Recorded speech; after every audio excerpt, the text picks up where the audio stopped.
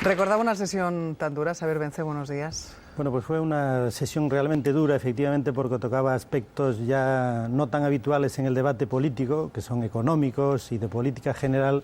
Este tocaba un aspecto muy sensible que afecta a la vida de las personas y a la moral, ¿no? Y esos debates son importantes, que lo haya en un foro como el Parlamento. Y la verdad es que fue muy duro porque el presidente de la Xunta de Galicia reaccionó de forma absolutamente inapropiada para el caso que se sustanciaba en esa sesión, que era explicar cuáles habían sido sus relaciones con un narcotraficante, ¿no? E intentó sembrar todo tipo de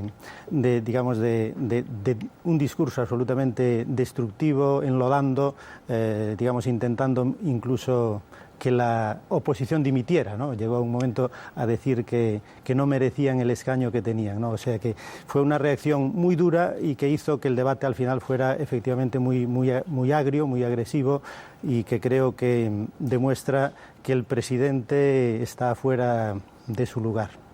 A partir de esa reacción dura que dice usted que tuvo el presidente Feijóo, le tengo que hacer la pregunta: ¿el bipartito contrató al señor Marcial Dorado?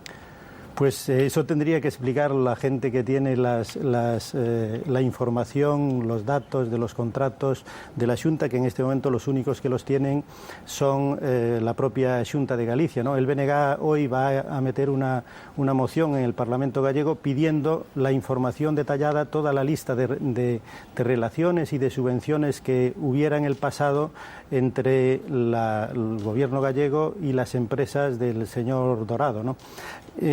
Yo creo que seguramente ahí habrá cuestiones muy diferentes. Una, que puedan ser contratos de algún periodo, y eso lo sabrá bien el señor Núñez Feijóo, y otra cosa es que pueda haber subvenciones a empresas que puedan acudir a una convocatoria de subvenciones de lo que sea, ¿no? de ayudas financieras o ayudas para innovación o lo que sea, y en ese caso pues cualquier empresa legal, si reúne los requisitos y presenta sus proyectos adecuadamente, pues puede ser beneficiaria de algún tipo de ayuda pública, y no hay ningún motivo para que sea discriminada en la medida en que la empresa esté en regla, tenga todos sus papeles y presente los proyectos en condiciones, ¿no?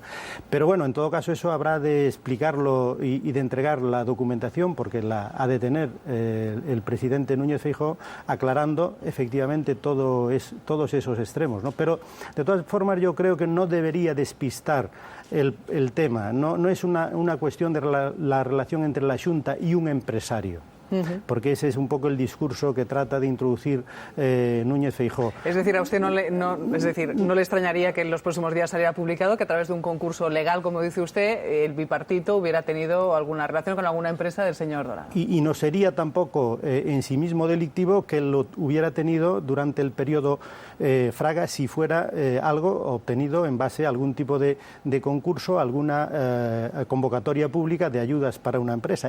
Pero es que eso no es el problema. La cuestión no es la relación entre Núñez Feijóo y un empresario, ni entre la Xunta y un empresario. La cuestión es la relación entre Núñez Feijóo y una persona que estaba claramente y de forma pública y notoria involucrada en negocios de narcotráfico y en negocios de contrabando en aquellos años, en unos años muy duros de la lucha contra la droga en Galicia, en las rías gallegas, en particular en la ría de Arosa. Y entonces el problema es una cuestión de moralidad, de moral pública y de ética para alguien que tenía en aquel momento un alto cargo. Era un alto cargo de la Consellería de Sanidad, ¿no? Era el segundo del consellero Romay Becaría, ¿no?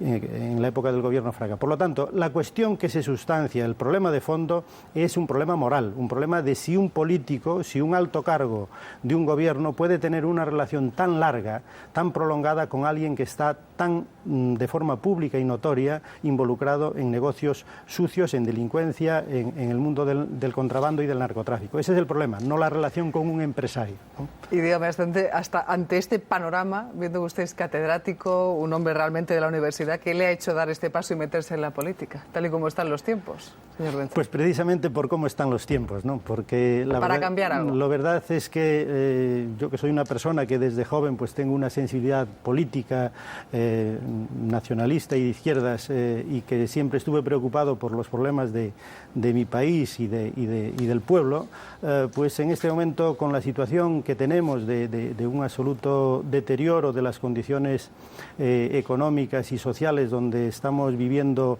unas políticas neoliberales muy agresivas, ¿no?, que están destrozando lo mejor de nuestro sistema productivo, de nuestro sistema económico, que están llevando a la ruina a muchas explotaciones de todo tipo y llevándola al paro a millones de personas en el Estado español y centenas de miles en Galicia, donde la pobreza llega al punto de que empieza a haber gente, que algo que yo nunca me pude imaginar, que ya empieza a pasar hambre física y que los niños van a la escuela en algunas ocasiones, obviamente no son miles, pero empieza a haber casos en que los niños van a la escuela mal alimentados y mal vestidos. Pues eso es algo que nunca me imaginé. Y esto pues lleva a que, si tienes un mínimo de sensibilidad, un mínimo de cariño por ti mismo y por el país, pues te tienes que comprometer. Y yo me comprometí de esta forma, ¿no? Y cuando usted escucha gentes de Bruselas diciendo que en España tenemos que hacer más, ¿en qué cree que se va a traducir ese hagan más? Pues yo creo que Bruselas está realmente en manos de gente que tiene un proyecto económico y social realmente, yo creo que inviable. ¿Y que hablan alemán, quizás? Y hablan alemán, pero no solo alemán. Hablan cualquier idioma. Lo que ocurre es que hablan el idioma de la finanza, hablan el idioma de la gran banca y de los fondos de inversión, y creen que toda la economía europea ha de estar puesta al servicio del rescate de un sistema financiero quebrado, fallido, que fue un modelo de economía financiera especulativa, y que están intentando salvar los muebles de esa élite económica que efectivamente hizo crack con la crisis del 2007-2008, pero que no se resigna a perder ni su posición ni su posición de mando de la economía y de la sociedad. Y los gobernantes europeos, la mayoría, que está gobernando la derecha, está obedeciendo, ¿no? Está obedeciendo. Entonces hay digamos, casi una crueldad en las políticas económicas y sociales que se están planteando, que realmente llega un momento en que uno le parece casi increíble, ¿no? Porque ¿cómo le puedes pedir a un país que tiene una tasa de paro del 26% que haga medidas de ajuste todavía mayores y que desregule todavía más el mercado de trabajo, cuando digamos, la flexibilidad es absoluta, cuando los niveles de salarios, digamos, están en el salario mínimo y con, digamos, en la práctica incluso por debajo, porque hay contratos de trabajo que estiran luego la jornada de trabajo más allá del horario pactado inicialmente, con lo cual, ¿qué se le puede pedir a un país que está, digamos, contra las cuerdas, que no es capaz de cubrir, digamos, las necesidades básicas de su población, que recorte para salvar a la banca, ¿no? Salvar la banca, no solo la española, sino la europea, la alemana, ¿no? Entonces, en ese sentido, yo creo que hay una total pérdida de sensibilidad en los políticos de la derecha europea, que está llevando a destrozar en buena medida el proyecto europeo, están llevando a destrozar la economía europea y desde luego la de los países de la periferia europea, ¿no? Ya que usted nombra a los bancos, ¿qué le parece esta decisión de la Junta de Andalucía de expropiar a los bancos, a las inmobiliarias temporalmente los pisos vacíos? ¿Qué le parece? Pues no conozco en detalle cuál es la propuesta ni su implementación, cómo va a ser su implementación en concreto, ¿no? Pero la idea me parece bien. La idea me parece bien porque en un momento en que los bancos están siendo rescatados, están recibiendo un montón de recursos públicos, todos los recursos públicos que existen en el país están en este momento al servicio del rescate de la banca, me parece bien que al menos exista una voluntad por parte del Gobierno de que, teniendo como tienen los bancos un fondo inmobiliario tan importante, que ese fondo inmobiliario esté al servicio de las personas que están en situación de extrema necesidad y que obviamente se trata de evitar que queden en la calle. Yo creo que es una buena medida, además me da la impresión de que planteada con criterios temporales, ¿no?, de 3 años, quiere decir que no se plantea como una medida de expropiación definitiva de las viviendas, sino como una medida temporal. Y bueno, en la medida en que están recibiendo tantas ayudas públicas, yo creo que es una forma de garantizar esa mínima solidaridad de la banca con un número de familias, que tampoco no son millones, ¿no? Con un número de familias que viven esa situación de extrema agresión, que es el verse lanzadas de sus viviendas, ¿no? En la crónica política tenemos un nuevo frente abierto, en este caso con una lengua cooficial, como es el catalán, esa decisión del Tribunal Superior de Justicia de Cataluña, que ha dicho que el Gobierno de la Generalitat que no va a acatar. ¿En Galicia tienen alguna situación similar? Bueno, en Galicia el problema que tenemos es que hay muchos alumnos que querrían recibir, y padres de alumnos que querrían recibir la enseñanza en gallego para sus hijos, y que lo que ocurre es que no tienen ese derecho garantizado, ¿no? Es decir, es la situación completamente al contrario. Bastante al revés, pero en todo caso yo lo que creo es que me parece absolutamente increíble que se pueda plantear que porque un alumno en un aula pida que las clases sean en castellano, eso se le imponga a todos los demás alumnos justamente ese idioma. Eso es el reflejo de que hay un problema mal resuelto, y que no se entiende bien que cuando un país tiene un idioma, como es el caso de Cataluña o de Galicia, existe todo el derecho, y la normalidad debería ir en esa dirección, a que la educación en general sea en ese idioma, ¿no?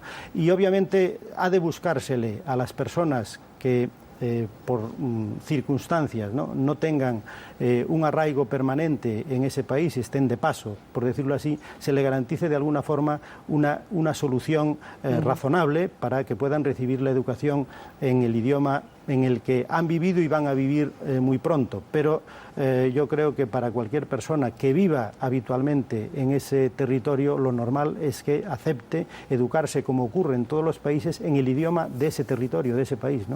Este es uno de nuestros asuntos de tertulia. No sé si ha tenido la oportunidad de escuchar a nuestros analistas de hoy, que van a hacerle algunas preguntas a Xabier Vence. Casimiro, adelante. Sí, buenos días.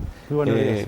He creído entenderle que usted justifica de alguna manera que el gobierno bipartito hubiera dado ayudas a las empresas de Dorado, si esas empresas del narco Dorado, si esas empresas reunían una serie de requisitos. Y sin embargo, ese mismo empresario, usted considera que es un problema ético hacerse una fotografía con él. No entiendo cuál es la diferencia, que, entre otras cosas, porque normalmente cuando se encarcela a un narco, lo que se hace es incautarle las empresas, porque normalmente tienen que ver con el tráfico de drogas. Es decir, está mal fotografiarse con él, pero no está mal darle ayudas a esas empresas. Y luego, y esta es la pregunta, esto es más una reflexión que me sorprende en usted, y luego la pregunta es la siguiente. El señor Dorado fue condenado en el año 2003. Las fotografías que han aparecido hasta ahora son de 97, 96, etcétera. ¿Tenía que tener obligatoriamente el señor Feijóo la perspectiva a 8 o 10 años vista de que este señor iba a ser condenado para no fotografiarse con él? Al margen de que, como usted sabrá, no solo se fotografió con él. Yo espero que algunas de las fotografías que hay con otros políticos salgan también.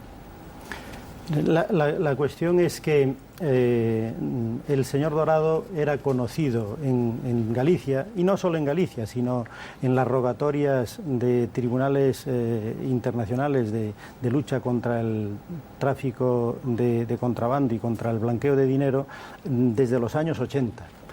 Él fue, uno de los agentes principales en la gran redada que hubo en el 82, que al final, como estaba implicada mucha gente, incluida un cierto número de agentes de la Guardia Civil, eso se fue prolongando hasta que prescribió el tema y no llegaron a condenarle por prescripción, pero no porque no hubiera caso. En todo caso, en las páginas de los periódicos a lo largo de los años 80 fue público y notorio que era uno de los 3 grandes capos del contrabando en Galicia. Luego, en el año 89, creo recordar, fue la operación Nécora que llevó a cabo el juez Garzón, en el cual hubo una gran redada en la que, se detuvo a un buen número libertad sin cargos. la cuestión Fue es... puesto en libertad sin cargos por Garzón. Por falta de pruebas. Pero, Bueno, sin cargos. Puesto en libertad sin cargos. Sí, pero la cuestión es que... Quiero decir, usted le está condenando antes que... No. La cuestión es que era público y notorio que estaba en ese ámbito y en ese mundo. Y eso lo sabía cualquiera que leyera los periódicos. Hay una página... Si era tan claro, ¿por qué le daban ayuda? Es muy tarde, ayuda? Casimiro, necesito que todos hagan preguntas, lo siento. No Yo cambio de asunto. He leído que pide usted la dimisión de Núñez Feijóo, entre otras cosas, porque está centrado en las luchas internas de su propio partido. ¿Cree que esas fotografías las han filtrado desde las filas de su propio partido? Pues no lo sé. Lo sé. Dígamelo sinceramente. No lo sé. Para algo es usted discípulo de Beiras. No tengo ni la menor idea de quién pudo haber filtrado esas fotos, pero a mí no es lo que me preocupa. Ni los móviles de los que en este momento han puesto en circulación las fotos. Uno puede hacer sus hipótesis. Al final seguramente acabaremos sabiendo algo, ¿no? Pero a mí lo que me preocupa es lo que revelan las fotos. Y no las fotos en sí, sino lo que revelan. Una relación prolongada durante mucho tiempo entre un alto cargo de la Xunta de Galicia, de aquel momento de la Xunta de Fraga, y un narcotraficante. Eso es lo que me preocupa. Y que algo que él reconoció públicamente, que en el 2003, cuando se enteró de la existencia de esas fotos, le ofreció a Fraga la posibilidad de dimitir porque consideraba que esas fotos, si salían a la luz, podían poner realmente en evidencia al Partido Popular y al propio gobierno Fraga. En aquel momento le ofreció la dimisión como miembro del gobierno de Fraga, y en cambio en este momento, cuando salen a la luz, efectivamente ahora en 2013, pues en este momento considere que no tienen ninguna relevancia, ¿no? A mí eso es lo que me parece absolutamente difícil de entender, ¿no? Chani. Yo cambio de tercio. En plena crisis, el señor Feijóo les pegó una paliza electoral que los dobló. Porque vamos, textualmente los dobló al conjunto de la oposición. El PSG quedó reducido a escombros, pero es que lo suyo es todavía peor. Porque ustedes no solo quedaron mal, sino que fueron escindidos, superados por la otra parte del nacionalismo gallego. ¿Qué está pasando en el nacionalismo gallego? ¿Qué solución o qué perspectiva es usted? ¿El de una fusión de nuevo o el que finalmente uno de los dos grupos en que está escindido desaparecerá o acabará reducido a una situación? Porque claro, pocos y encima a palos, y con el señor Beiras, que actúa mejor que nadie en el Parlamento, no sé, su futuro no le veo muy halagüeño. Bueno, la primera cuestión es con respecto a su primera parte de la pregunta, y es que en las elecciones de octubre el Partido Popular perdió muchísimos votos, perdió 150.000 votos. Fueron unas elecciones en las que, en ese contexto de crisis y de desapego hacia la política, mucha gente decidió no votar, ¿no? Y entonces el Partido Popular recibió una mayoría holgada, pero con una pérdida de votos muy considerable, que significa que no ha obtenido un respaldo tan incondicional de su propio electorado a las políticas que venía haciendo, ¿no?